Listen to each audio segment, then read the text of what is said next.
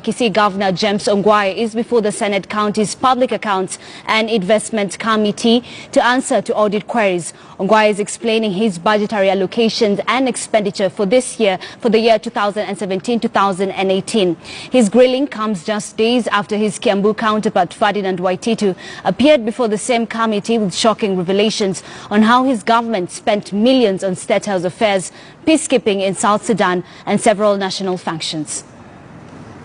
The governor a time frame, maybe 14 days or 2 weeks, so that they can send the responses, so that it maybe in 7 days to go to the auditor, so that they send to the committee, because I think we've also excused someone else before.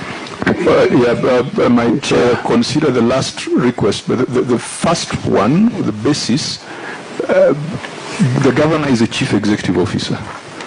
Anybody else called accounting officer in statute accounts to the governor, because you're described as chief executive officer in the constitution.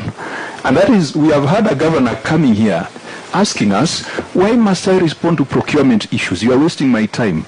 And I think that's the kind of governor who should be impeached for idiocy and for not looking at the constitution and statute. So even where your people have failed you in putting together the papers, if you are to be taken to the dock, it will be the CEO alongside the chief officer or the reporting guy who failed. So I think let's not encourage the governor to feel that he can pass the buck to others. He takes that responsibility. Senator Lekina, then Professor will give us a way forward. Chair, I have a big issue with what the governor has just stated when he talks about responses to the management letter. The law does not envision a situation where you take 2 years to respond to management queries.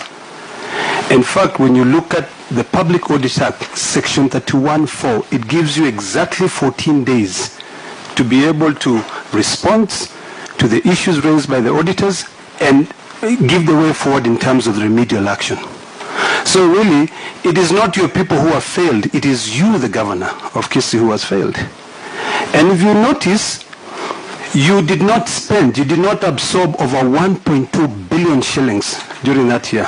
The same year, you had over 1.24 billion shillings in unpaid debt. So what are you telling us? You cannot bring documents because you did not put them together? Or is it because you just did not want to work on that year? So really, Chair, I don't know how you're going to excuse this total disregard of the rule of law and what do you call it, laziness, or what is the word to use? Because how am I going to sit here and look at 2017, 2018, yet a lot of problems started from 2016, 2017. I think you have to find a way to reprimand the governor for failing to submit those documents when they're required. Leader of Kisii delegation in the Senate.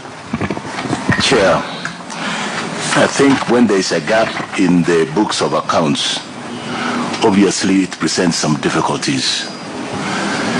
But I will suggest to this committee, since we are dealing with 2017-2018, and we were requiring written submissions for the other ensuing years of audit, 2015-16, 16-17, I was going to suggest that in your ruling that we require the governor of Kisii County to present those reports of the past years, because they have a direct relevance to the current audit report which is before us, 2017-2018, so that we go ahead and prosecute the events which are here before us while pending for the other 2 previous years, so that we can fill in the gaps. And when we go to write the report, we can then be able to draw out from these other previous years once they've been cleared by the auditor.